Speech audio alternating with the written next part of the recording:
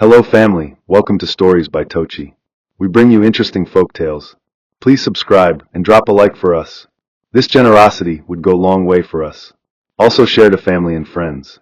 And please turn on post notification to stay tuned for more. Thank you as you do so. Now let's get into the story. The night had the mood of a city that refused to rest.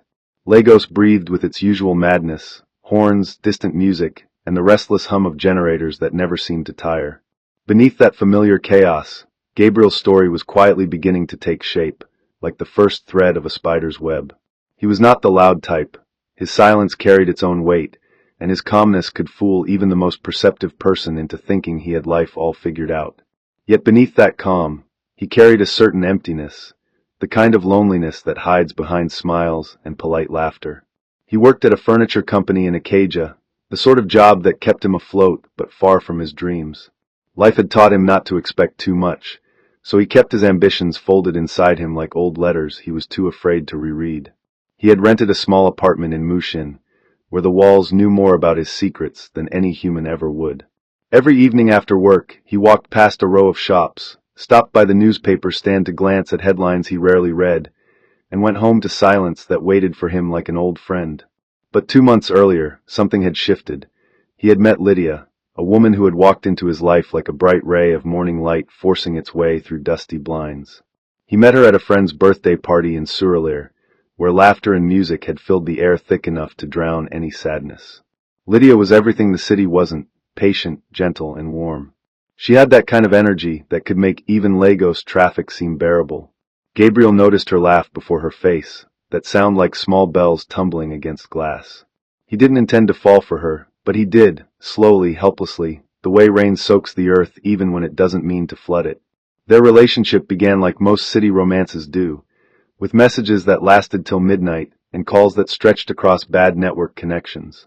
Lydia loved to talk about her dreams, and Gabriel loved to listen. She worked in a boutique in Yaba, where her charm made her the favorite of every customer that walked in. She often said that Lagos was too noisy for love, that people were too busy chasing money to notice each other, and yet, she had noticed him. She liked how quiet he was, how measured his words felt, as if he weighed every sentence before letting it escape his lips. He liked her confidence, the way she walked like a woman who owned every space her feet touched. But as their bond deepened, Lydia began to sense something strange, a kind of distance that Gabriel built without meaning to. It wasn't coldness, it was more like a locked door in his voice, a silence that came alive whenever she tried to get too close. She asked once where he lived, and he laughed it off. "One day you'll see it," he said, his tone light but his eyes avoiding hers. They met in hotels mostly, quiet corners where love hid from the noise of the city. But soon Lydia grew restless. She didn't want hotel rooms anymore. She wanted a home, his home. "Gabriel," she told him one Saturday evening as rain thumped softly against the car roof, "I'm tired of these places. Don't you want me to know where you live?" He smiled, the kind of smile that looks like an answer but hides 1,000 fears. "Soon," he said. The word hung between them like a faint echo that refused to die. Lydia was not one to be fooled easily. In her 29 years, life had already shown her that men often hide behind charm the way smoke hides fire. She had seen enough deceit in the dating world to know when someone was building walls. But something about Gabriel's mystery didn't feel like a lie. It felt like pain. Still, her mind couldn't help but ask questions her heart didn't want answers to. "Maybe he's married," her friend Amara said one afternoon as they shared a plate of jollof rice at a roadside buka. Lydia rolled her eyes. "Gabriel doesn't look like that kind of man." Amara chuckled. "That's what all of you say before you find out the wife lives in Port Harcourt." Lydia laughed, but her smile was uneasy. That night, she stared at her phone for hours, her thumb hovering over his name, wondering whether to ask again. But she didn't. She told herself that trust was a kind of faith. You gave it even when you were not sure it was deserved. Yet the unease grew. She noticed that Gabriel never picked her calls past a certain hour, and he never invited her over, even when she teased him endlessly about it. When she asked what he did on weekends, his answers were vague. "Just rest," he'd say. "Sometimes I help out with work stuff." The more he dodged, the more she wanted to know. Curiosity, they say, is a restless bird that never stays in one cage. Lydia was beginning to feel the flutter of its wings in her chest. One Sunday evening, as twilight slowly wrapped the city in purple shadows, Gabriel and Lydia met for dinner at a small restaurant in Acadia. The air smelled of fried fish and rain, and the light bulbs hanging from the ceiling flickered with the power's mood swings. She wore a mustard-yellow dress that caught the attention of every passing waiter, while Gabriel kept his usual neat, understated style, crisp shirt, simple wristwatch, and that unreadable calm. They talked about work, about Lagos traffic, about random things that filled the silence between two people who wanted to love without tripping over their secrets. Then Lydia leaned forward, her eyes steady. "Gabriel, are you hiding something from me?" He looked up slowly, his spoon hovering over his plate. "Why would you say that?" "Because you never let me in," she said softly. 2 months, and I still don't know where you live. Are you married?" The word married hung in the air like thunder waiting to break. Gabriel's smile faltered for the first time. "Lydia," he said, his voice calm but his gaze distant, "you think too much." He reached across the table and held her hand. "I promise you'll see my house soon." His touch was warm, but his words were cold around the edges. Lydia smiled faintly, but deep inside she knew something about that promise didn't feel right.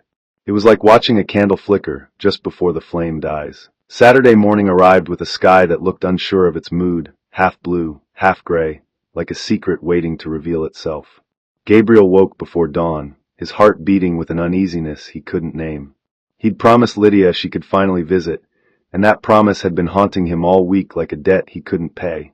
His small room in Mushin felt too cramped for her eyes. Its cracked ceiling, rusted fan, and faded curtains would betray the image he had painted. So he thought of another plan, something desperate yet neat. He would use the empty house on GRA, where he worked as a part-time caretaker. The owner, Mr. Conway, was abroad again. He wouldn't be back until next week. Gabriel told himself it was harmless. He only wanted Lydia to stop asking questions, to stop doubting him.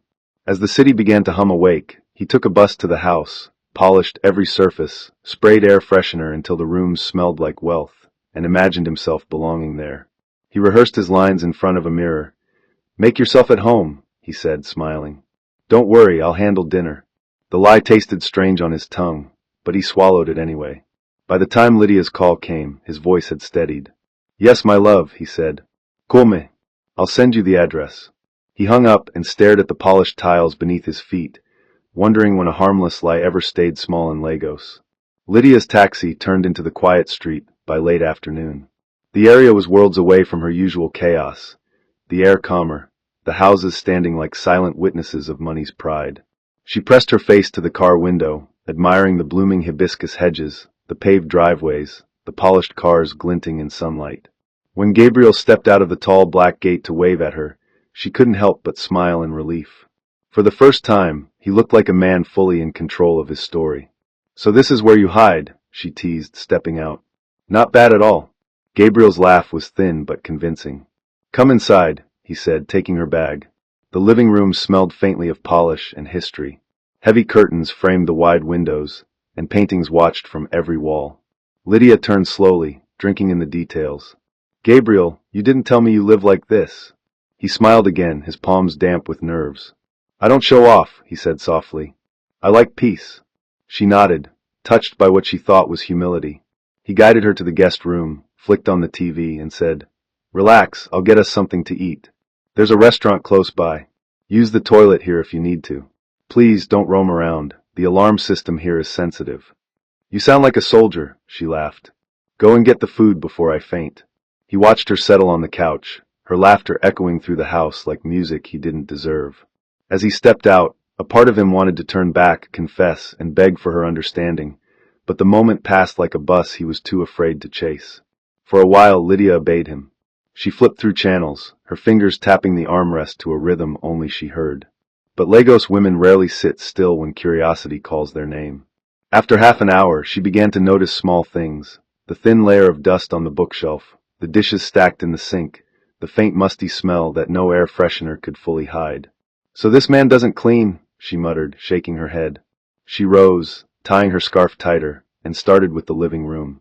She wiped tables, arranged magazines, and found herself humming a tune her mother used to sing when cleaning on Sunday mornings. The house, though beautiful, felt lonely, like a museum where memories were locked away. When she entered the kitchen, the fridge's light revealed half-spoiled vegetables and a freezer full of meat. "This man doesn't even cook," she laughed, rolling her eyes. On impulse, she decided to make a proper meal.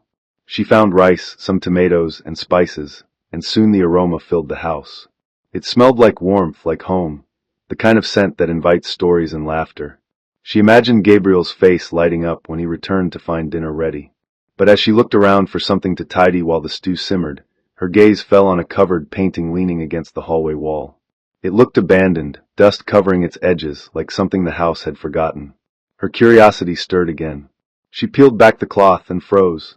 The painting showed a man and woman standing side by side, but their eyes were scratched out, their smiles turned to dark smears. A chill ran through her as she traced the rough edges of the scratches. Beneath the strange image, a signature glimmered faintly. Conway, the name she had heard Gabriel mention once in passing when he spoke of work. A small alarm rang in her chest, but she ignored it. Maybe the painting is old, damaged, she told herself. She carried it toward the back door, planning to throw it out or clean it. But the sight of those hollow eyes disturbed her. "Why keep something this ugly?" she whispered. The air around her seemed to thicken. The smell of stew had grown stronger, mingling with the faint scent of turpentine that drifted from the painting's surface. She thought of the broom in the corner, then of the lighter on the counter. One small flame, she reasoned, would end the ugliness. Outside, the wind sighed through the palms. She struck the lighter, watching the tiny fire dance. "Just burn a little," she murmured. The first lick of heat kissed the edge of the frame. And in that precise instant, somewhere beyond the gate, Gabriel's phone slipped from his hand as if a silent warning had reached him too late. The flame caught quicker than Lydia expected. A whisper of smoke curled upward, carrying the smell of scorched varnish. She stepped back, startled, as the orange light shimmered against the kitchen tiles, reflecting in her widened eyes. Something about the way the fire moved made her uneasy. It wasn't wild, but deliberate, almost alive, like it recognized the house. She reached for a cloth to put it out, but stopped when she thought she heard a faint hiss, like a breath drawn in the next room. She froze, listening. Nothing. The steady hum of the refrigerator and the faint sound of the TV were all she heard. "Calm down," she told herself, forcing a nervous laugh. "It's just fire." The flame devoured the edge of the painting until the faces began to melt away. She watched, fascinated and afraid, her mind torn between satisfaction and guilt. But when the smell grew stronger, an odd mix of burnt wood and something sweetly rotten, her hands began to shake. She doused the flame with water, coughing as gray smoke coiled upward and floated through the hallway like lost spirits. Her heart thudded. "I should open the windows," she murmured, grabbing a towel to fan the air. As she did, she noticed something strange. The painting, though soaked and blackened, still showed faint traces of the faces. Only now, their eyes seemed to look back at her clearer than before. Lydia dropped the towel. For the first time since entering the house, she wished Gabriel would return quickly. The air felt heavy, like the house had turned its gaze on her. Outside, the Lagos evening was beginning to change its skin. Clouds gathered, thick and restless, swallowing the blue of the sky. Gabriel walked back from the restaurant with a nylon bag swinging in his hand, his mind chasing too many thoughts at once. He kept seeing Lydia's face in his head, the way she'd smiled when she entered the house, the way she'd trusted him without hesitation. He wanted to hold on to that image, to believe that somehow this lie would buy him peace, but the guilt refused to stay quiet. "I'll tell her after tonight," he whispered to himself as he turned into the familiar street. The air smelled faintly of smoke. He slowed down. There were no other houses burning nearby, but a thin column of gray drifted lazily above the roof of the GRA compound. His stomach twisted. The nylon bag fell from his hand, spilling its contents on the asphalt. Jollof rice, fried plantain, and chicken scattered across the ground. Without thinking, he ran. The gate was unlocked, swinging slightly in the wind. He pushed through it and rushed inside. The smell hit him first, burnt, heavy, wrong. "Lydia!" he shouted, his voice cracking. He turned the corner and saw her standing near the kitchen, her hands trembling, eyes wide. "Gabriel," she stammered. "I was cleaning, there was this painting, it caught fire." But he wasn't listening anymore. His eyes went straight to the half-burnt canvas still lying on the floor. The moment he recognized what it was, his legs went weak. He stumbled forward, his breath coming short. "No," he whispered. "No, no, no," then louder. "Who sent you to do that?" The words burst out of him like something wild. Lydia's eyes filled with tears, confusion etched across her face. "I was only trying to help," she cried. "The house looked dirty. Please, I didn't mean to ruin anything." Gabriel's throat burned with words he couldn't say. He pressed his palm to his forehead and muttered, "You don't understand." He turned toward the smoldering remains of the painting and fell to his knees. "Do you know what you've done?" Lydia stepped back, trembling. "Gabriel, it's just a painting." He looked up at her then, his expression hollow. "This isn't my house," he said quietly. For a second, the room seemed to still. The refrigerator's hum faded, the ceiling fan stopped its lazy rotation, and the only sound was the faint crackle of the burnt frame. "What did you say?" she whispered. "This isn't my house," he repeated, voice breaking. "I don't live here. I'm just the housekeeper. I clean, I lock up, I water the plants. Lydia, the owner, he's coming back tonight." Her lips parted, but no sound came. "So why did you bring me here?" she asked finally, her tone trembling between anger and disbelief. Gabriel dragged a hand down his face. "I wanted you to stop asking questions. I just wanted you to see something good, to think I wasn't." His voice faltered. "Poor," she finished. He nodded, shame flooding his eyes. For a moment, neither of them moved. Then, somewhere outside, a car horn sounded, a short, sharp note that sliced through the silence like a warning bell. Lydia turned toward the sound, her mind spinning. The car horn came again, closer this time, followed by the crunch of tires on gravel. "Who is that?" she asked, her voice barely a whisper. Gabriel didn't answer. He was still on his knees, staring at the burnt painting as though it could undo what had happened. The sound of a gate creaking open made Lydia's pulse quicken. "Gabriel," she said again, louder now. "Who is that?" He stood slowly, his face pale. "It's him," he said, his voice barely audible. "Mr. Conway." Lydia's heart began to race. "You said he wasn't coming till next week." Gabriel shook his head. "He wasn't supposed to." They both turned toward the door as heavy footsteps echoed through the front hall. The knob turned. The door opened.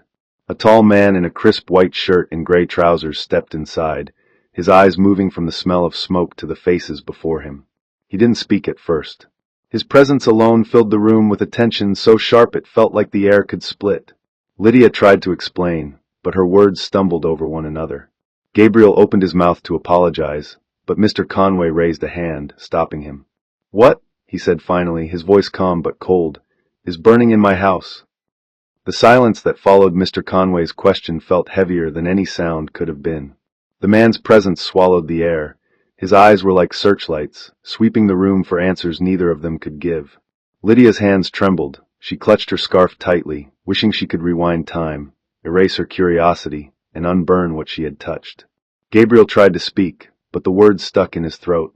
"Sir, it's not what you think," he said, his voice small against the weight of Mr. Conway's calm authority. The older man's gaze flicked from Gabriel to the charred remains of the painting on the floor.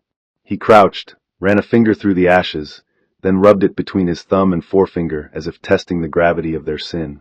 "Do you have any idea what this is worth?" he asked softly, which was somehow more terrifying than if he had shouted. Lydia's chest heaved, her voice cracked. "I didn't mean to, sir. I thought it was garbage." The man's eyes turned toward her, and the coldness in them was almost physical. "Garbage?" he repeated, standing. "You call my wife's portrait garbage?" The room seemed to tilt. Lydia's mind reeled. His wife's portrait? Gabriel's legs gave out, and he slumped into a chair. "Sir, please," he said. "It's my fault. I shouldn't have brought her here." Mr. Conway's lip curled in disgust. "You shouldn't have brought anyone here. You were told to clean, not to play landlord." He reached for his phone and dialed a number. Lydia's stomach twisted as he muttered a few words she couldn't catch. When he ended the call, his tone sharpened. "Both of you sit. Don't move." The minutes that followed dragged like hours. Outside, thunder rumbled, the kind that makes windows tremble before the rain arrives. The faint hiss of water on the tiles outside whispered that the heavens had joined the scolding. Lydia sat rigid, her eyes darting toward Gabriel, who looked like a man already condemned. The sound of distant sirens began to rise, growing closer, louder, until the blue and red lights blinked through the curtain gaps. Lydia's heart pounded. "Gabriel," she whispered, "what's happening?" He swallowed hard, unable to meet her gaze. "He's called the police," he said finally. "Oh God," she gasped. Mr. Conway stood by the window, unmoving, his expression unreadable. When the knock came at the door, it was sharp and final, the kind of knock that demands obedience. Two officers stepped inside, uniforms damp from rain, eyes sweeping the room with practiced detachment. "Good evening, sir," one greeted Mr. Conway. "You reported a disturbance?" The man nodded. "These two broke into my home and destroyed private property." Lydia jumped to her feet. That's not true. Gabriel, he works here. The officer's brow arched slightly. Madam, we'll hear everyone's story at the station. Please, Gabriel began, stepping forward. It's not a break-in. I'm his housekeeper. The key, Mr. Conway interrupted sharply, was never meant to open this house for guests. His tone carried the weight of final judgment. The officers exchanged looks, then motioned for both of them to follow. As they stepped into the rain, the cold bit through Lydia's thin dress. The flashing lights reflected on the wet driveway, and with every step toward the waiting van, Gabriel's heart broke a little more. At the station, the fluorescent lights buzzed overhead, their pale glow painting every face in shades of exhaustion. They sat apart, Gabriel and Lydia, separated by silence and the thin line of a metal desk. She stared at him with a mix of disbelief and betrayal. You said you loved me, she whispered.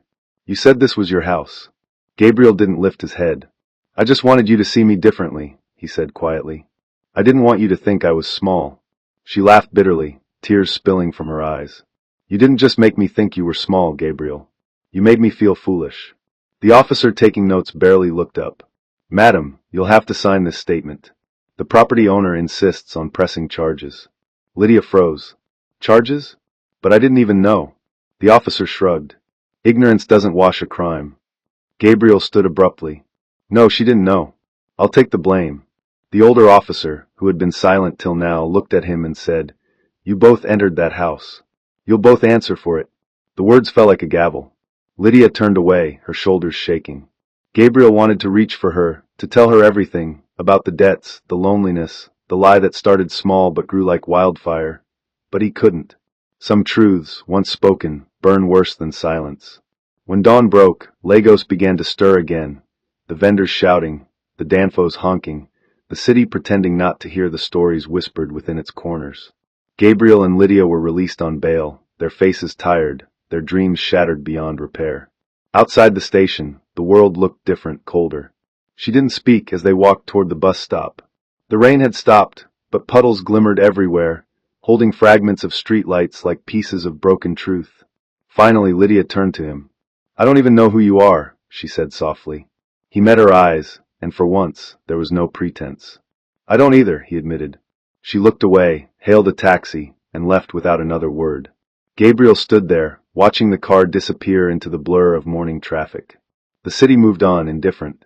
Somewhere behind him, a siren wailed again, faint and distant, like an echo of what was already lost. He tucked his hands into his pockets, feeling the weight of the key that had started it all.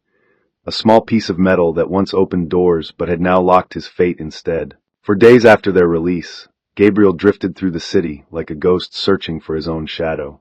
Lagos had its way of swallowing men whole, a place where everyone seemed to be running from something. The buses still honked, the street vendors still shouted, and the air still carried the scent of roasted corn and exhaust fumes. But to Gabriel, everything felt muted, like he was watching life through tinted glass. He returned to his cramped room in Mushin, the one he had abandoned in his lie, and sat on the edge of the bed staring at the cracked wall for hours. His phone buzzed constantly with calls from the furniture shop, but he ignored them all. The shame of what had happened clung to him, like smoke that refused to wash off. The police had let them go only after Mr. Conway, perhaps tired of paperwork, agreed to drop the charges in exchange for Gabriel's silence and resignation. But that mercy came with invisible handcuffs. He knew his name would now carry whispers wherever he went. The landlady had already heard the rumors. Her side glances said it all. This Lagos no get pity, he muttered under his breath, rubbing his temples. The lie that had started as a way to impress Lydia had stripped him bare. He thought about her constantly, about the way she looked at him outside the police station, her eyes swollen from crying yet colder than anything he had ever seen. He missed her, but he knew she would never forgive him. Even if she did, he wasn't sure he could forgive himself. Lydia, on her own part, had retreated into silence. The boutique in Yaba where she worked felt different now. The bright dresses, the soft chatter, the laughter of her co-workers, all seemed to come from another world. She no longer lingered at the mirrors to fix her hair, no longer told stories about Gabriel's calm voice or his steady hands. Whenever someone asked what had happened between them, she simply smiled and said, "We're fine," though her tone betrayed the cracks. At night, when the generators hummed and the neighborhood dogs barked, she would lie awake replaying that moment. The fire, the painting, the look on Gabriel's face when he confessed. It haunted her not because of the lie, but because she had seen something deeper in his eyes. Fear, not of being caught, but of being known. Her mother had always warned her that city men could wear their pain like perfume, sweet on the outside, but made of smoke and ashes. Still, she missed him. She missed his quiet humor, his odd phrasing, the way he'd squeeze her hand while crossing busy roads. But whenever the urge came to call, pride stepped in, wrapping itself around her heart like armor. One evening, after closing shop, she sat by the lagoon bridge, watching the reflection of streetlights tremble on the water. The wind tugged at her scarf. She whispered his name once, softly, just to hear how it sounded in the night air, and then she let it drift away. Meanwhile, Mr. Conway remained a ghostly presence in both their minds. Neither of them saw him again, though his name lingered like a curse. But the city has its strange ways of stirring old shadows. One damp morning, Gabriel was walking through Acacia Market when he spotted a familiar face among the crowd, a man in a dark suit, older, with that same rigid posture. It was Conway, or someone who looked frighteningly like him, buying fruits from a vendor. Panic surged through Gabriel, and he turned sharply into another lane, his heart hammering. For days after that, he felt followed, hearing footsteps behind him that stopped when he did, catching glimpses of figures in mirrors or reflections of shop windows. It was probably guilt, he told himself, but guilt can sound like footsteps when you're alone. His sleep grew restless, his dreams tangled with smoke and eyes scratched from painted faces. Once, in the middle of the night, he thought he heard knocking on his door. When he opened it, no one was there, only the empty corridor and the smell of dust. He laughed weakly to himself, whispering, "You're losing it, Gabriel." But as he turned back into the room, he noticed something on the floor near his bed, a small burnt corner of canvas. He stared at it for a long time before slowly kneeling down. His fingers brushed the rough, blackened edge. It couldn't be. He had left that house days ago. Yet here it was, as if the lie had followed him home, carrying its ashes. Lydia's encounter came 2 nights later. She was locking up the boutique when her phone buzzed, an unknown number. The voice on the other end was soft, almost hesitant. "Lydia?" It was Gabriel. She didn't speak. "I just needed to hear you," he said. "I keep thinking I see him everywhere." "The man." "Conway." She exhaled shakily. "You should move on, Gabriel. We both should." "I can't," he said. "Something's not right." There was a silence thick enough to cut. Then faintly she heard it, a soft tapping sound like knuckles on wood, echoing from his side of the call. "Gabriel?" she asked, her voice low. "What's that noise?" He didn't answer. The line went dead. She tried calling back, but it rang endlessly. Panic gripped her chest. That night, she dreamt of a house filled with smoke and a painting staring back at her through the flames. When she woke, the scent of burning still lingered faintly in her room. She turned on the light, her reflection pale and tired in the mirror. Somewhere, far away, a car horn blared, and the sound made her flinch. She sat up, whispering to the empty room, "Gabriel, please be okay." But the city offered no answers, only the distant rumble of thunder and the hum of generators rising into another sleepless Lagos night. Lydia couldn't sleep that night. The rain had whispered against her window for hours, a lonely rhythm that seemed to echo the storm inside her chest. She sat by the window, eyes swollen from tears that refused to stop, watching the streetlights blur in the rain. Her phone lay silent on the table, its black screen reflecting her tired face. Every thought dragged her back to Gabriel, his trembling voice, the lies that fell like shattered glass between them, and the police car that carried him away. When the rain softened, the ache in her chest only grew heavier.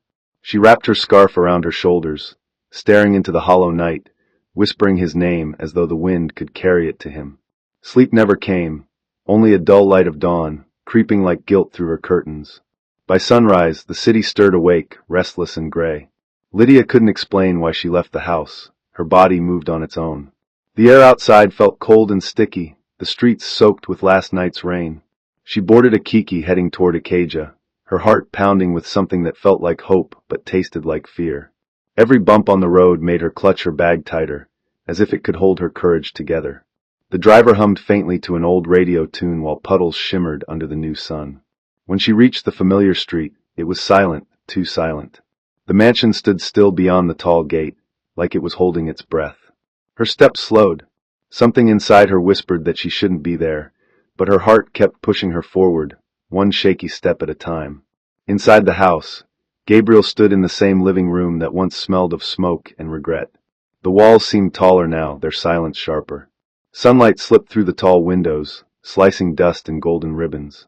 He froze when his eyes landed on the wall. The painting was there again, whole and unburned, its colors richer than before. His breath caught.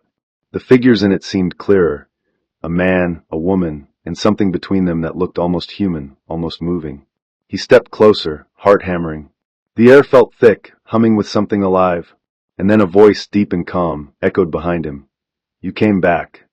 Gabriel turned to see Mr. Conway standing by the hallway, his white shirt untouched by time, his face a still mask. For a heartbeat, everything in the room stopped. Even the light seemed to tremble. Lydia reached the doorway, just as lightning flashed across the window. Her scarf clung to her soaked hair, her breath unsteady. She whispered Gabriel's name, but no sound came out. The room looked different, bathed in a strange, shifting glow. Her eyes moved to the painting, and she froze. There were three figures now, Mr. Conway, his wife, and Gabriel, their faces faintly smiling, eyes too lifelike to be paint. The walls hummed softly, almost breathing. A gust of wind tore through the open window, flickering the lights, and for a second, she thought she saw Gabriel's reflection in the glass, smiling faintly, as if at peace. Lydia's lips trembled as tears slid down her cheeks. Outside, the rain began again, soft and endless, washing over the gates as if to seal everything inside forever. Life sometimes teaches us through stories like this one, that curiosity, pride, and hidden truth can burn faster than fire. Never let the desire to impress make you walk into shadows that aren't yours. Be content with what you have and honest about who you are. When love comes, let it meet you pure and open, not buried beneath secrets. No matter how tempting it looks, don't pretend to live in a house your heart cannot afford, because peace lives only where truth sleeps. Heavenly Father, thank you for the gift of life, for every listener gathered here tonight. Teach us to walk in truth and humility. May every door we open be one you have prepared for us.